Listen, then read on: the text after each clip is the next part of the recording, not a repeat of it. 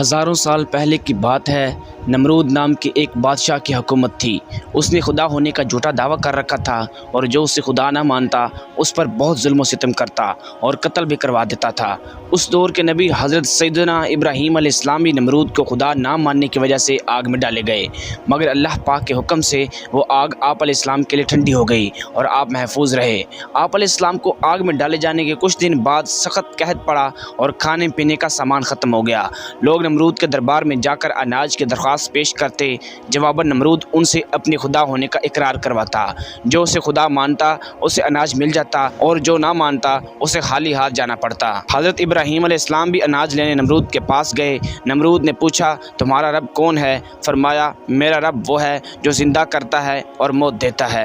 یہ سن کر نمرود بولا، یہ قدرت تو میرے پاس بھی ہے۔ یہ کہہ کر اس نے 2 قیدی بلوائے، ایک کو چھوڑ دیا اور ایک کو قتل کروا دیا۔ آپ علیہ السلام نے نمرود کی کم عقلی کو دیکھ کر فرمایا، میرا رب مشرق سے سورج کو نکالتا ہے، اگر تو خدا ہے تو مغرب سے سورج نکال کر دکھا۔ یہ سن کر نمرود حیران ہو گیا اور کوئی جواب نہ دے سکا۔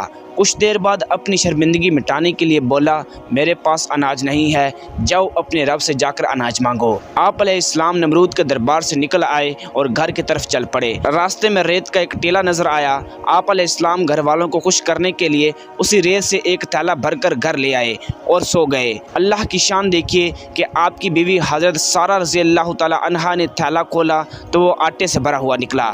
انہوں نے فوراً روٹیاں بنائیں اور آپ کو جگایا۔ روٹیاں دیکھ کر آپ علیہ السلام بولے، یہ کہاں سے آئیں؟ انہوں نے کہا، یہ اسی آٹے سے بنائی ہیں جو آپ تھیلے میں بھر کر لائے تھے۔ آپ علیہ السلام سمجھ گئے کہ اللہ پاک کی طرف سے ریت آٹے میں تبدیل ہو گئی، چنانچہ آپ نے اللہ پاک کا شکر ادا کیا۔ ادھر اللہ پاک نے انسانی شکل میں ایک فرشتہ نمرود کے پاس بھیجا۔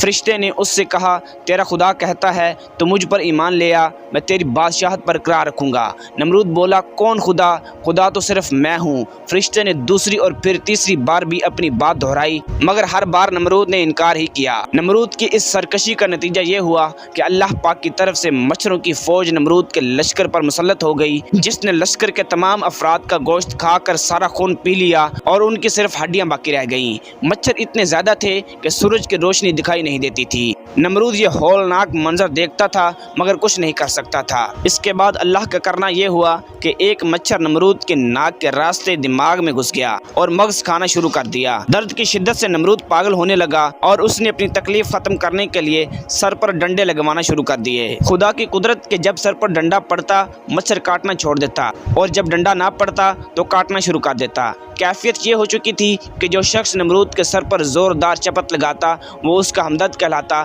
یوں ڈنڈے پڑتے پڑتے اور چپت لگتے لگتے 400 سال گزر گئے اور نمرود بالآخر ذلیل و رسوا ہو کر مر گیا۔